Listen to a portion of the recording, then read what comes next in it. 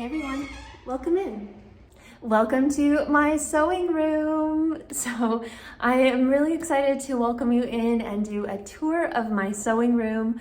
I had actually planned to do a fabric haul video because I have a couple fabrics that I'm excited to share, but I'm waiting on a couple more to arrive.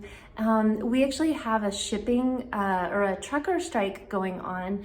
And so there's been lots of delays with receiving things.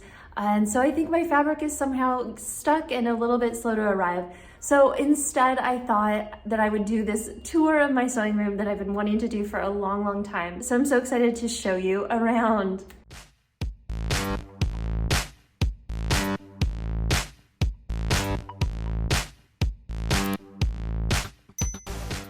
One of my favorite parts about this space is all of the natural lights. So you can see I have this full wall of windows, which it does take up a lot of good wall space. Like it's pretty much an unusable wall there, but I wouldn't trade it for the world because I love the natural light. The windows are pretty dirty. We're up high, so cleaning them is a real challenge. But I love the natural light. You can see I don't even have the lights on right now. And then if I had to choose a second favorite feature, it would definitely be this large center table. I cannot tell you how much I love having this, kind of communal table, even though most of the time it's just me and my dog here. But having kind of this one central table is really so nice. And, I don't take it for granted for a second. I love being able to sew, looking out, and this communal table is really just such an amazing thing that I never knew I wanted. I have always had, I've sewn in closets. In my first apartment, I had a coat closet that I converted. In New York, I sewed in the tiniest of spaces, just ridiculous small spaces. So this is kind of a dream. And, I really do appreciate having this big center table. And then just to the left of my table is where I have my ironing station. So this is my super fancy Texie steam generator iron, which was really intimidating when I first got it, but I absolutely love it. So it has this water tank below, and then it's computerized, which was a little, hard to figure out in the beginning, but you actually put water inside of it, and then it gives a generous amount of steam. And I always keep my press cloth and just this little pair of pretty nippers that always just live here right on my ironing board. I love the arm extension on this ironing table. It comes in so handy. And it looks like I need to give my ironing board just a little bit of a clean. But I really love this ironing board, and also the placement of it. It's close enough to my sewing area and just kind of out of the way as well. So then just to one other side of my center table is this wall of shelves. So you can see they go all the way to the ceiling and pretty much all the way to the bottom. They're very narrow and kind of odd sized, and they have no room for adjustment. So the widths that they are is what I could do. So I got clever and made some good storage solutions. So let me show you closer. So I did two types of different storage options. One are these felt boxes, which are actually just cardboard boxes that I found that were enough of a fit to the dimensions of the shelves. I covered them in felt, and they became my storage boxes. So this one has all of my tech equipment, like my webcams and cords and all of that kind of stuff. So that is in that. Then my other one here, this is my main stash, let's say. So this is my best fabric, my best stash in here. I have another one below that is white, that is my sample fabrics. So samples that fabrics that are really inexpensive that I've just bought along the way just to make samples with. And this one over here is actually filled with my good scraps. So larger scraps that have the potential to maybe make something out of in the future. Then the second style of basket that I did, so again, these shelves were really odd sized, and I could not find any store-bought baskets that would work. And I also don't really love plastic, so I wanted to keep as little of plastic as possible. So I ended up designing a storage tote, and I actually have this as a free pattern. I will drop the link below, so you can actually make your own. But these, they are lined with like a really heavy interfacing, like an iron-on. And they are just these big storage totes. This one has all of my work in progresses. So that's what I'm keeping in this one. And then this one has, so this one I use just a slightly lighter interfacing, so it's a little bit scrunchier. But this one has all of my interfacings in here. So these storage totes ended up being a really great solution, and I like them because I can really easily just, you know, pick it up off the shelf, put it on the table, and kind of rifle through to find whatever I need. And I like having a little bit of the different fabric just to kind of give it a little bit of interest, because I don't love this brown color wood. My husband said that we would not be able to paint over this easily, so I had to keep the wood. So using kind of the black and then the prints sort of just helped to make it a little bit more of a modern feel. So one other thing I wanted to show you that I keep stashed here on my shelf, I usually do keep it covered with a custom little cover I made, but this is my Singer Featherweight 221. It's white and has the original case.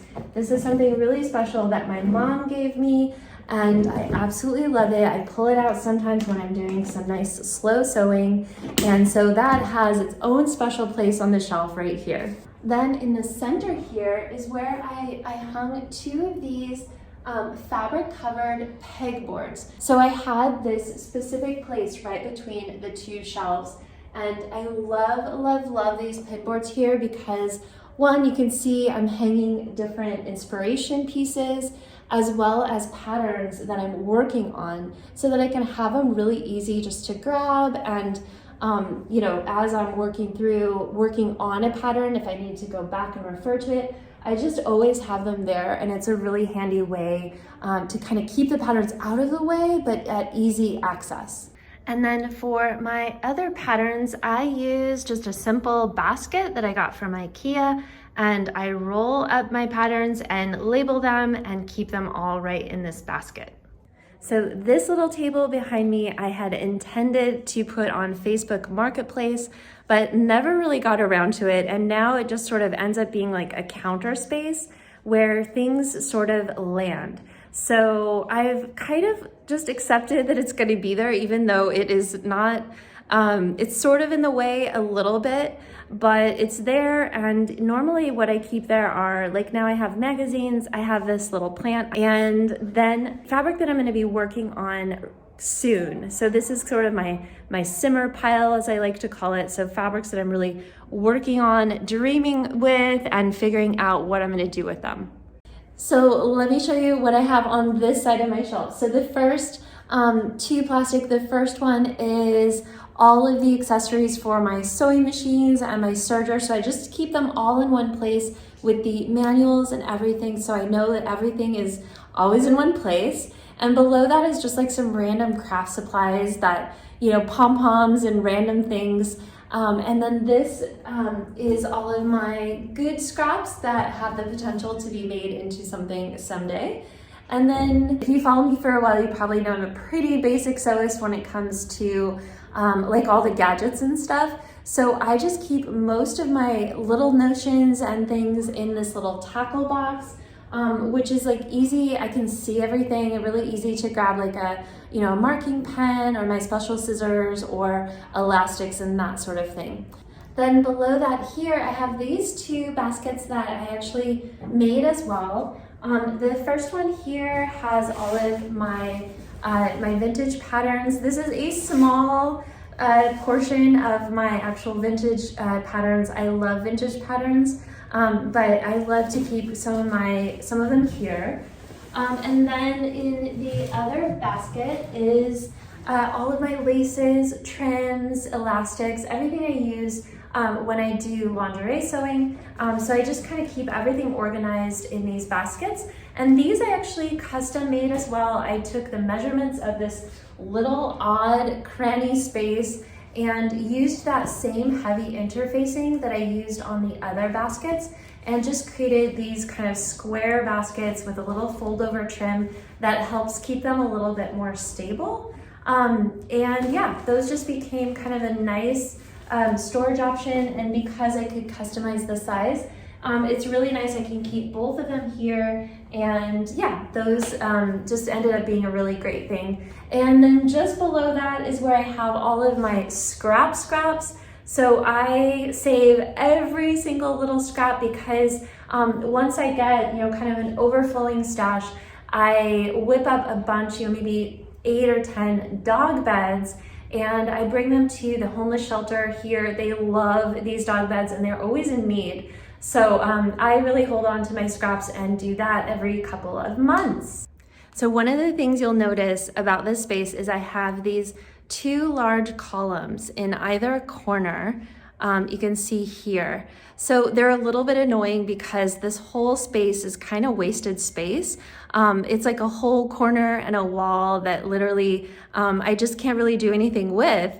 But I do like the light that they kind of give some interest to the space. So I'm embracing them as much as possible. This one I have kind of my work in progress, or my sample, really just my closet rack here, and then my shoes. So this is like my second closet. I have another rack behind me as well that serves as a closet. And then this is my office area. So it's just right behind my large table in this little nook over here. So I just have my desk and my computer, and behind that, well, of course I have my mannequin. So this is just the best place that I could store it there. I love the color. I love, it just kind of gives a pop of color, especially when I'm like on a Zoom call or something. And then behind that, I have this sideboard where I store, one side is office supply stuff, and then the other side I store some of my bags and accessories that I use for styling. You'll notice I'm missing a picture there in the center. The neighbor here is doing some remodeling, and they were jackhammering one day, and a photo fell from the wall, and I still need to put it back up. Okay, then I figure everyone has that one corner that is sort of like the corner where you just put everything, and that's what this is. So this is a portable, or not a portable, but like a fold up sewing table from Texie. I'll get down a little lower so you can see. So it all folds up into a small table. So I really love sewing on the center table. So this just kind of becomes my secondary place to sew. So here I have my genome that I love using to wind buttonholes with. So I keep that there. It's also so nice to have it set up as a spare just in case. And I store just some of my needles and other things in that area. Owen is here. My goodness. So that is sort of the corner where lots of things just kind of gather. And yeah, so that's the funny corner. And then just to the left of my little office nook, I have a bathroom there. Pretty simple, and glad I have it though there. And so yeah, this completes the tour of my sewing room. I hope you enjoyed kind of taking a peek into where I spend a lot of my time. And let me know if there's anything else that you want to see. I think I covered everything, even the nooks and crannies that I didn't really want to show you, but I decided to anyways. So I hope you enjoyed this episode, and yeah, make sure to subscribe so you don't miss the fabric haul that I'm hopefully going to do next as soon as that fabric arrives. All right, I hope you're doing well, and I'll see you soon. Bye.